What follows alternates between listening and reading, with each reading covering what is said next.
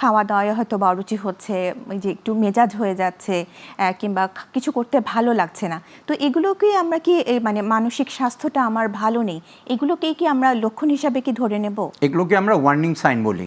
আচ্ছা, warning sign of emotional mental health disorder.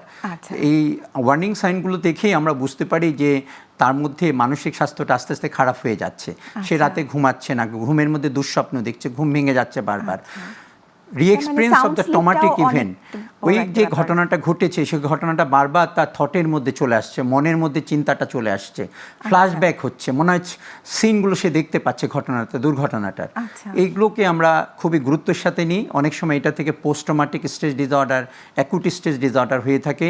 চমকে চমকে উঠবে, একটা শব্দ পেলে সে চমকে উঠবে এবং তার স্বাভাবিক সবার সাথে কমিউনিকেশন কমে, যে সোশ্যাল উইথড্রল করে ফেলবে, সে কারোর সাথে মিশে না, চুপচাপ হয়ে যায়, কথা বলা বন্ধ করে দেয়।